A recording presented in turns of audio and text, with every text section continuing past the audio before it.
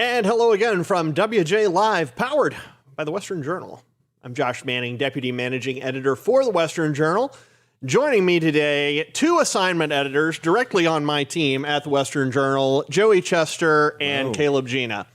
Thank you all for joining us on this Monday afternoon. It is Monday. Yeah, it is Monday. I think. This has been a heck of a day for us. We have been going 90-0 here in the newsroom today, folks. We have got excellent stuff to bring you. Lots of interesting things breaking on the Epstein case. Old information coming out that is startling and shocking information relating to the Clintons and Epstein, White House visitors, Epstein's lawyers pressing certain people to clam up and be quiet. We've got it all today. We're going to be talking about newly revealed information. Epstein's lawyers actually pressured employees, staffers at the so-called pedophile island to be careful who they talk to and what they mention. We're going to have what they were not supposed to mention, who they weren't supposed to talk to, coming up from Caleb. We're also going to be talking about what's happening with the billionaire class across the world right now.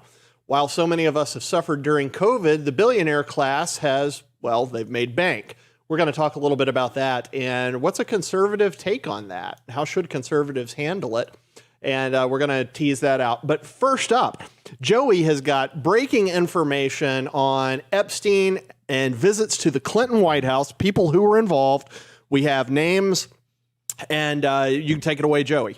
So I would say we have three breaking bombshell Epstein stories today. These are stories that the mainstream media has largely ignored. Some of them crickets. Crickets. We're talking like massive revelations connected to ex-presidents, potential 2024 nominees, and we haven't heard a peep. So I'm going to talk about the first one, which is it's now been revealed. We knew that Epstein visited Bill Clinton in the White House. I believe it was 14 times during his presidency. Well, we now know who accompanied him 8 of those times. And those were 8 young women. These are women ranging from models to girlfriends of Epstein's. Maxwell visited with him.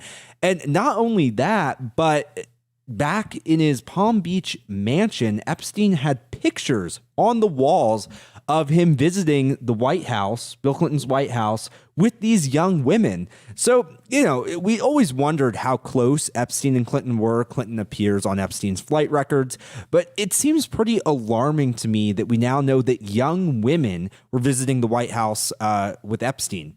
Now, we don't know if this with means Epstein and Bill Clinton. He had a predilection for interns. At least one intern. Right. So considering Bill Clinton's track record and Epstein's track record, it seems pretty alarming. Now, we don't know if they did anything bad.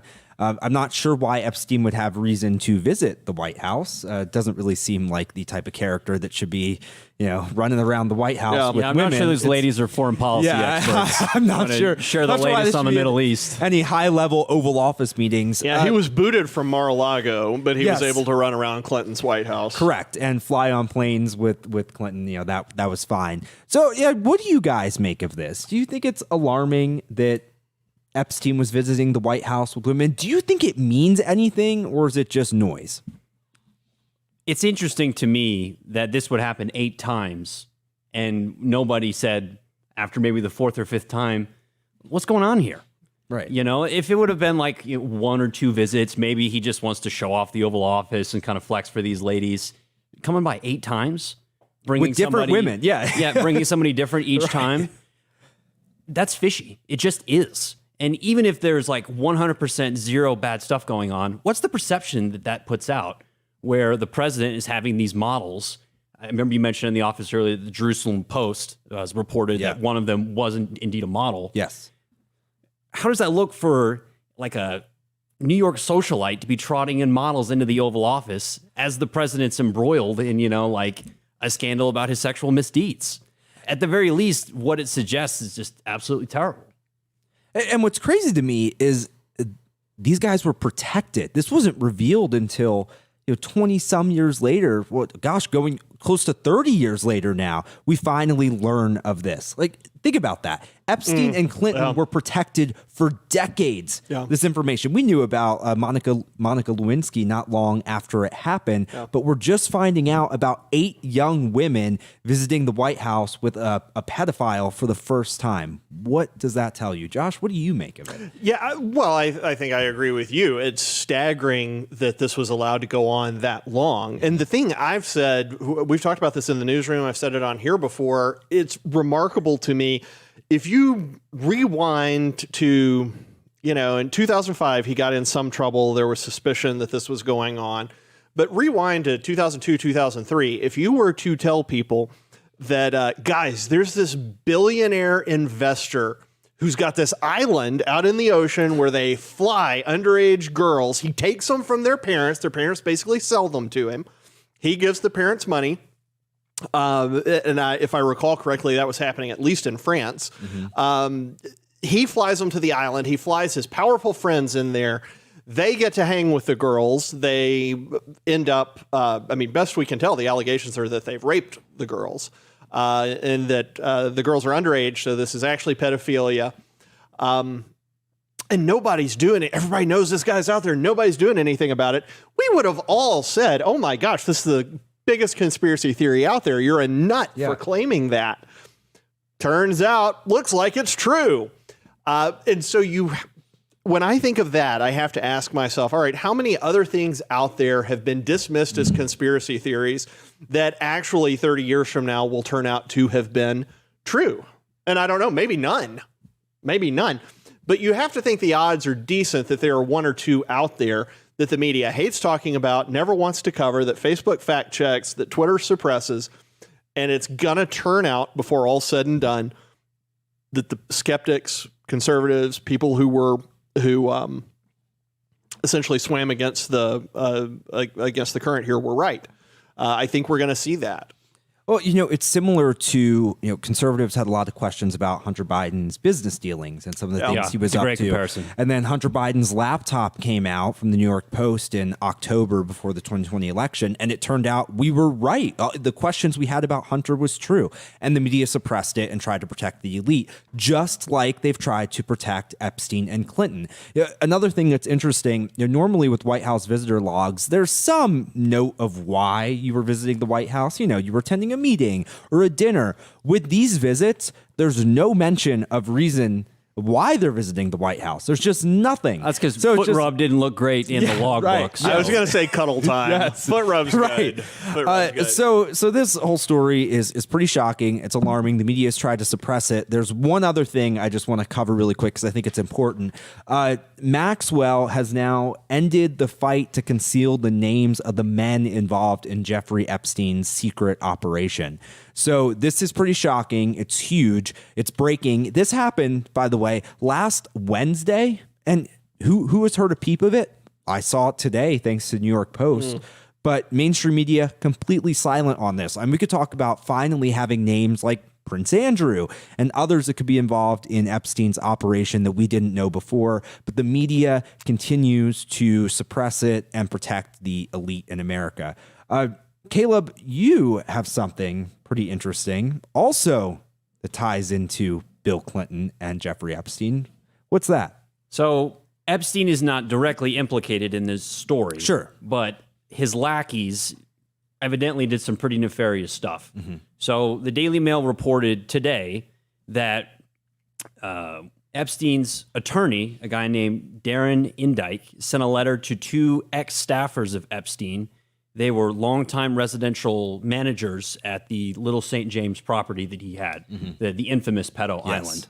So he sent them an email demanding that they sign a sworn affidavit that they had never seen Bill Clinton on the infamous pedo island. So he's directly leaning on them to sign something that says, Bill Clinton's off the hook with all these allegations. But I think it's interesting to think about the context in which that was sent. That happened in 2016, right as Bill Clinton's wife, Hillary, is running to be president of the United States. So not only do you have somebody back-channeling and telling former Epstein staffers what to say, they're doing it within this larger context where they're shielding the Clintons from controversy in the midst of an extremely close presidential run that had already been defined a lot by controversy with Benghazi and the emails and everything of that nature. So I think it's important that we mention at this time, we don't have any ironclad proof that Bill Clinton was on Pedo Island. You know, we have, as you mentioned earlier, the flight logs where he's mentioned 26 times that he flew on the Lolita Express, which is what they're calling. He just parachuted out right before they landed. Jeffrey Epstein Never made it. We also have Virginia Roberts, who's accused Prince Andrew, and she says directly that she saw Bill Clinton there. Right. We also have other people such as Doug Band and Steve Scully are a couple of people that have come forward and said that Clinton was there. So, and we have, of course, all the photos of him being on the Lolita Express. So there are a lot of indicators that there's a strong possibility that he was there at some time. We don't have ironclad proof, but all of those indicators point in that direction. So I think the question I just want to pose to you guys is like, why would his lawyer do this if Clinton never visited the island? Like, if he had never been there, then shouldn't they be able just to furnish proof that, you know, he wasn't there? But instead they needed to drum up these two witnesses to undergird their narrative.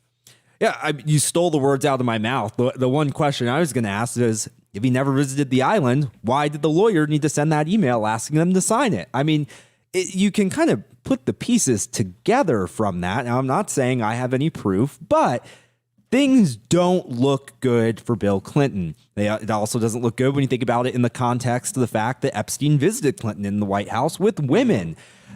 So it's very alarming to me. And I think it's also problematic because, you know, you're talking about Hillary could have been president in 2016, and her husband is this guy that looks like is directly connected to Jeffrey Epstein. It's very alarming. Well, remember all of the talk about, not all of it, but an enormous amount of the talk about Trump was this narrative that, oh, the Russians have stuff on Trump.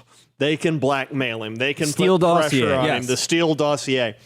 That's why Trump can't be president. What if the Russians can leverage him? Well, so then you've got what looks like Bill Clinton hanging out on an island known for pedophilia. If Hillary made it into the White House, you talk about the ultimate leverage against someone. Yes. And this wouldn't be Russia. Well, I mean, who knows what the Russians would have on him. But this would be a domestic financier. Yeah.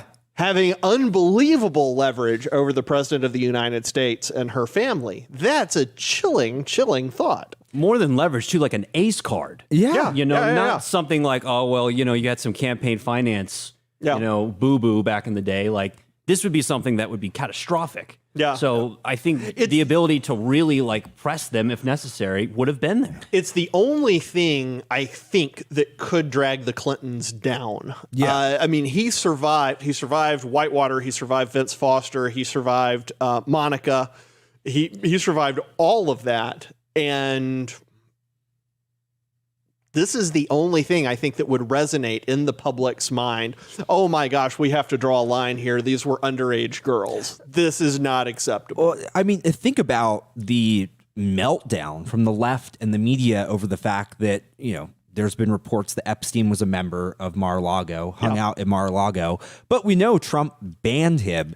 But then think about the fact that we have proof that Epstein was in the Clinton White House, was on the Epstein plane, and according to these lawyers, potentially visited the island. But there's no meltdown over that. I mean, if him being at Mar-a-Lago was a problem, but Epstein being at the White House isn't, like, what does that tell you? I wonder if he slept in the Lincoln bedroom while he was there. You I know, wonder. that was a big deal during the Clinton years. Is you had them essentially farming out renting out the Lincoln bedroom. If you were a Chinese official, you could give $100,000 and then you'd get to come in. You'd get to get coffee with Bill Clinton, and you could sleep in the Lincoln bedroom. That kind of thing. The Clintons were notorious for that. So you have to wonder then, was the Lincoln bedroom used as a spot where Epstein and his victims could romp just down the hall from the Clintons? If walls could talk, If right? walls could talk. Yeah. But you do have to wonder that. And that level of corruption is just staggering. And I mean, there are a million different ways we can look at this, but I'm comparing Bill Clinton's White House to George H.W. Bush's White House. Clean as a whistle. Compared to George W. Bush's White House, clean as a whistle.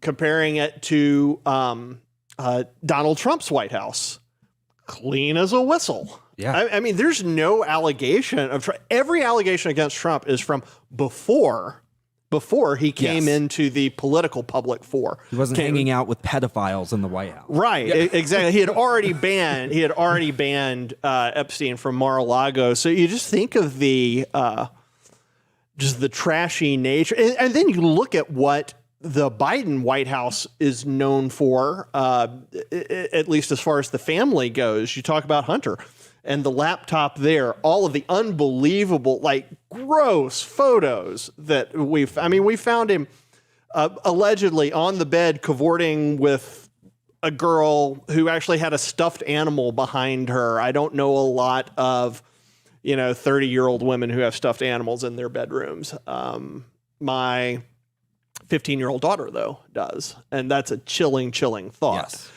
So, I mean, you just look at just the seediness of the Clinton White House, the seediness of what you see with the Biden family. It's distressing. And America's never comprised nothing but saints. But this is just grotesque. Yeah. And like I said, we don't know that Bill Clinton went to the island. But here's what we do know.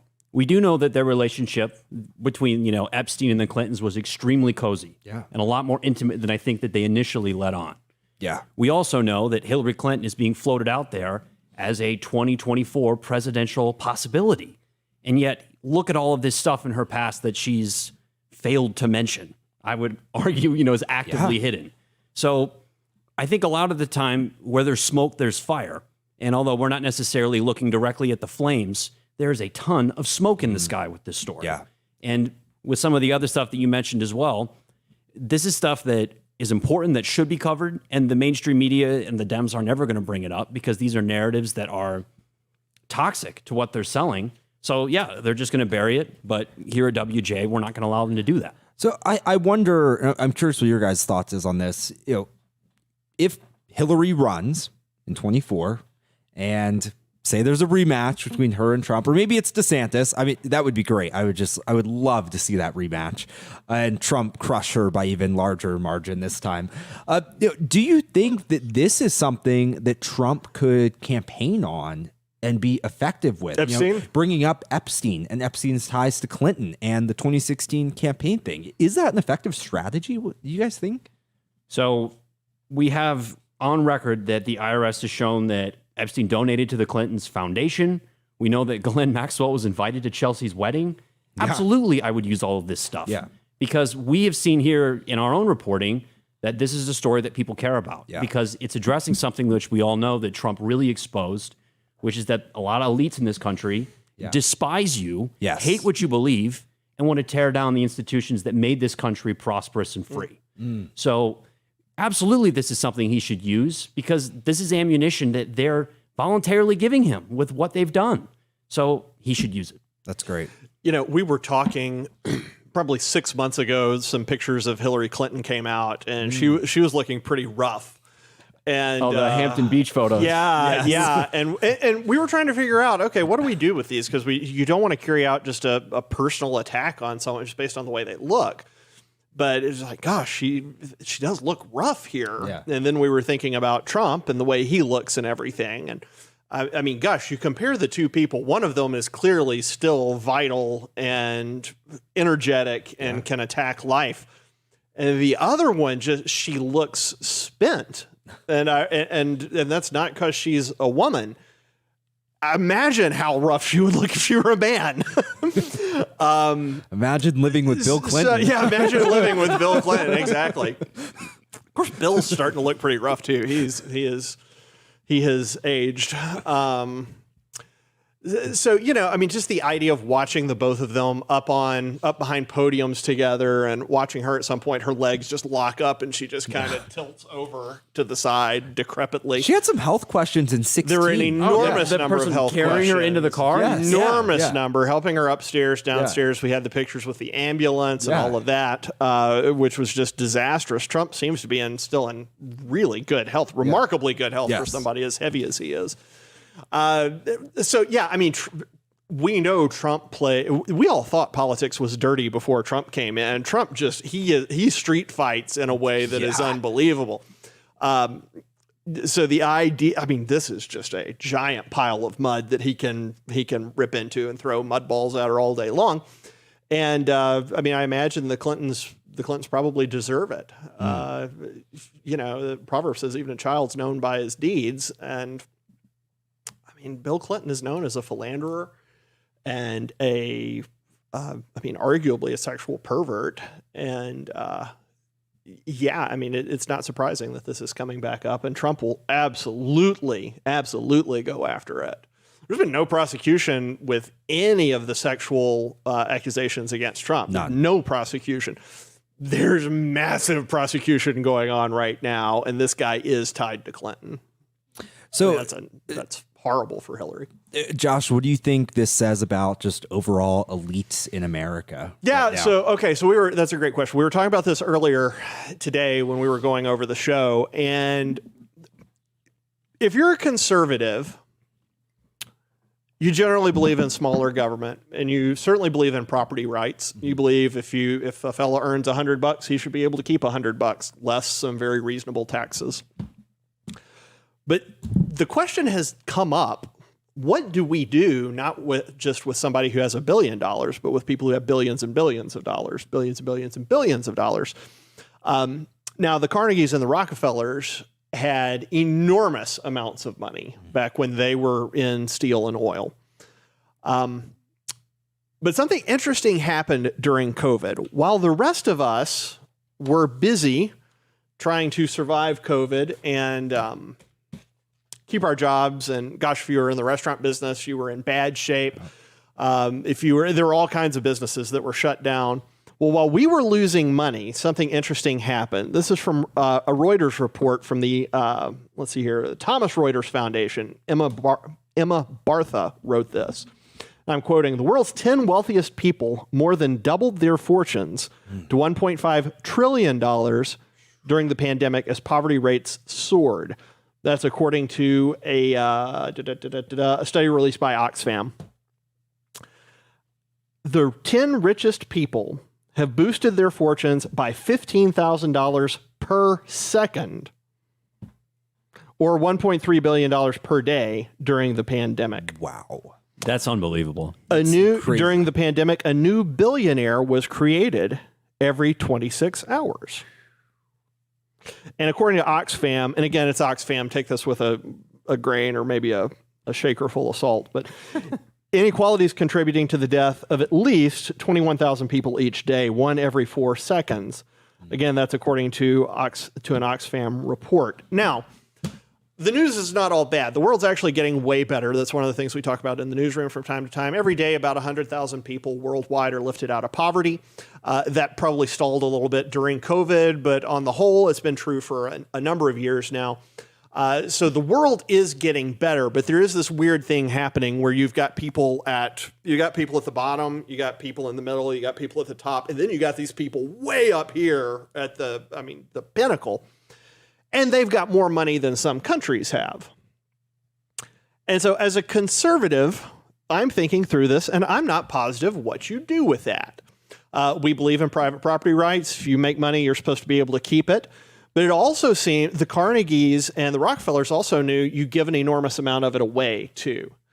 And some billionaires are doing that. Mark Zuckerberg gives some away, or Zuckerberg, as we call him sometimes. Zuckerberg gives a lot away, but he gives it away to organizations that electioneer and try to tilt elections. What do you do when you've got 10 people here who make up about a tenth? That's double fortunes to 1.5 trillion. US GDP last time I looked was around 15 or 16 trillion. These guys have like a tenth of the wealth of the entire country. What do you do with that? Is that okay?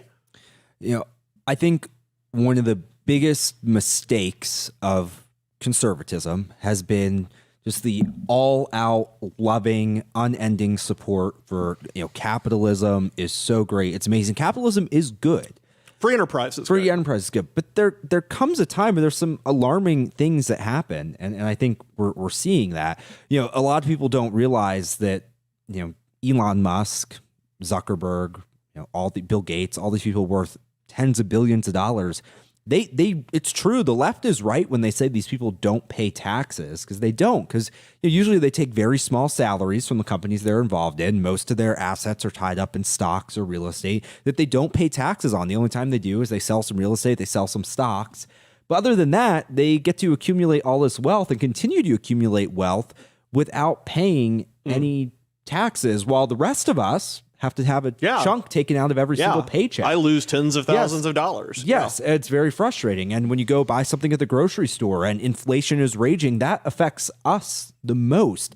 And so it's this really tough situation. I'm not sure what we do about it, because I don't want to sound like a leftist where I say, tax the rich, 80, 90%, steal their money. Yeah. But I also think that in modern America, there's been a fundamental mindset change where if you think about, before big government existed, if you needed help, where would you go first? You wouldn't go to the government. You'd go to your church and say, hey, I'm really struggling right now. I need help. You would go to your family and you would ask them. As you said, very wealthy families used to give a lot of money away. We don't see that anymore. Think about how different of a situation we'd be in right now if instead of the government, giving out trillions of dollars in stimulus checks, these really wealthy families said, you know what? We have all this money right now, and we see how our country is struggling. We're going to give up some of these money, and we're going to give it to people who are struggling right now instead of the government doing it, and we wouldn't see this issue. So I think there's been this mindset change in America among the very rich. The voluntary element isn't there as much. It's not there anymore, and it's frustrating because most of them are raging liberals, but they don't want to give up their money. That's exactly right. I remember Rush, before he passed away, it was a couple of years before he passed away, somebody was asking Bill Gates about tax rates, and they asked him about a few different rates, and they finally got to a rate at which Bill Gates said, I don't know about that. So everybody ultimately is conservative when it involves their money. Yes. But this idea that the government, it's like the church has done this too. We have outsourced to the government our responsibility to help our fellow man. Yes. So instead of going down to the homeless shelter and actually helping serve soup and share the gospel in that, we're thinking, they take so much out of my paycheck every month, and I know that goes to those same folks. Well, screw it. I'm going to sit home and watch whatever I'm going to watch. Yeah. Apparently a show about Chicago. Did you know shows about Chicago are on everywhere? That's Med, Fire, PD. My wife I see is ads huge for it all the on the time. Chicago stuff. So anyway, you want to make $1 million, become a billionaire, go make yourself a Chicago show. So instead of doing that, we've disengaged and we're saying just let the government do it. And billionaires seem to be doing that as well. Caleb, what do you think? I think when we're thinking about whether the government should get involved in one of these big businesses that are, seem to be more or less a monopoly at this point, I think we have to analyze what the business itself is doing with its money. So if I go back in the past, Henry Ford, right when the Ford Motor Company was starting to take off, he had all these investors that were like, let's take home these huge dividend checks because we own stock in this company that is blowing up and is doing really, really well. And Henry Ford had this different idea where he said, you know what I'm going to do? I'm going to pay all of my workers that are in my factories and build my cars $5 a day, which was way, way higher than any industrial worker was getting in the United States. And the investors looked at him like he was crazy. They're like, what are you doing doubling everybody's salary and giving them this great wage? Like, that's our money that you're giving away. But what happened is tons and tons of people wanted to work for Ford because they could have a middle class, upper middle class living based on that $5 wage. So what Henry Ford actually did is he bettered tens of thousands of people's lives by using the capital that his company brought in for a positive end. And guess what they spent their money on? A new car. So not only was it good for the people, it was good for the business. Well, a new car, new clothes, things that factories manufactured, things that Americans, things that less skilled Americans could build and create. But we took in the 90s, we decided we were going to take all of those jobs and we were going to ship them overseas. And so now, yeah, you can get a $3 t-shirt at Walmart. And look, if you make $20,000 a year, a $3 t-shirt's probably a kind of nice thing to have. Yeah. But if you make $20,000 a year and you're used to work in a t-shirt factory in the US, tough luck, because the t-shirt factory doesn't exist anymore. So what was better, having a $3 t-shirt or having a job? We just decided if it didn't require brains, if it required back muscles, we were going to send it overseas. And we have accumulated an enormous amount of wealth through that. But it feels like the wealth has just kind of sat in a few little pockets, and the places, and that's, to some extent, that's fine. Look, capital gains is good. They take the money, they reinvest, they build things. That's awesome. Unfortunately, an enormous amount of what the billionaire class seems to be doing today, and if you're watching, and you can please correct me if I'm wrong, they seem to be reinvesting in things that the vast majority of Americans can never work on or work with. Yes. I'm a little bit smarter than the average bear, I think. I can't program. I can't program. I can't do anything that Silicon Valley does.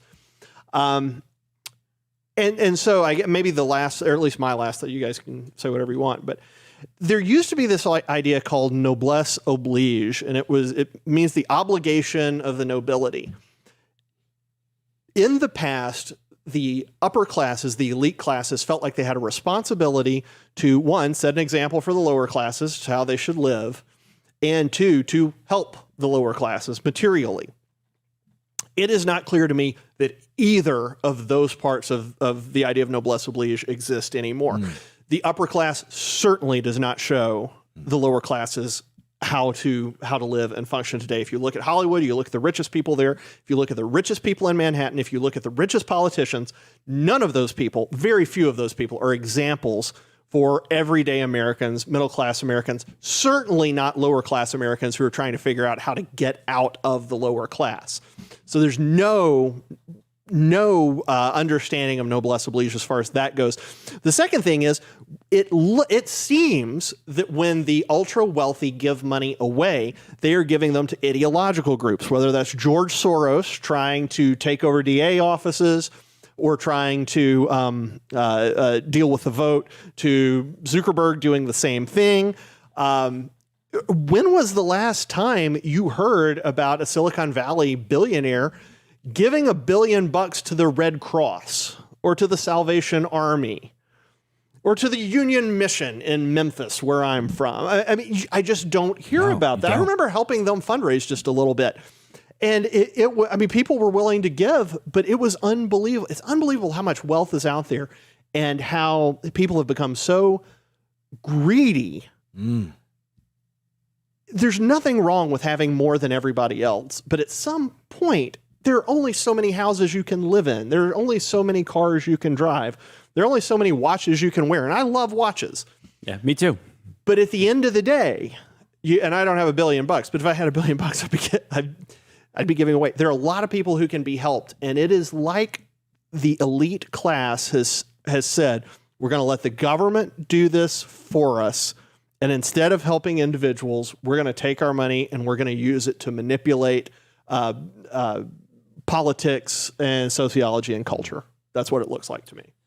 Just one final thing here. I think it's pretty shocking when we think about how much we as individuals, even here, are controlled by a very small number of elites. Oh, gosh, yeah. Think about the laptops we're using, made by Google, controlled by billionaire elite. My phone, Apple, controlled by billionaire elite. We use big tech products every day that are controlled by the elite. You may be watching us on YouTube. Yeah, Google owns them. And so does. these corporations, I'm not trying to sound like a leftist here, but they kind of run our lives. And the people behind them are making billions of dollars off of it. And that's kind of an unsettling thought when you just let it sit with you and you process that. Well, trust busting. Adam Smith was right about free enterprise and the invisible hand of the market. But there are circumstances where someone corners a market and all of a sudden it's no longer competitive, and you do need trust busters to come in there. Busting trusts is not a bad thing, as long as the trust needs to be busted. You know, you don't want it interfering more, or you don't want the government interfering more than it should. But I don't think being at the mercy of Zuckerberg and Gates and all of these others, I don't think being at their mercy is somehow good. I don't think it's better than being at the mercy of politicians. At least with politicians, you can vote them in and vote them out. But it's very hard to work without the internet these days. Yep. Yeah. Here at WJ, we're pro-capitalism, but we're also pro-common sense. Yeah. And for these people to reap these immense fortunes that we'll never even come close to, they should have their civic responsibility as well. Yeah. That's it. That's not taught anymore. Responsibility to the community. That's it. That's it. All right. That's it for us, folks. Hey, thanks for joining us on this Monday afternoon. We will be back. We're here every Monday, Wednesday, and Friday at 5 p.m. Eastern, 2 p.m. Pacific. If you're watching online, be sure to click the subscribe button, whether you're watching on YouTube or Rumble. After you click the subscribe button, a little bell's going to pop up. Click on that. That's going to make sure that when we go live, you get notified. Then finally, we do a very hard job here, and there are multiple billion-dollar companies trying to shut us down. They absolutely despise us. And so we rely to an enormous extent on the donations of people like you, people who value the truth, value the West, value America's contribution to the West, and value the faith, value Christianity. So if you feel led, we would cherish your support. You can go to westernjournal.com/join. That's westernjournal.com/join. If you're not in a position where you can do that right now, or you don't feel led to, that is perfectly fine. Just keep watching, keep reading our content at westernjournal.com. And we will be thrilled that you are just following along with us that way. For Caleb, for Joey, and for all of the Western Journal, I'm Josh Manning. We'll see you back here Wednesday afternoon.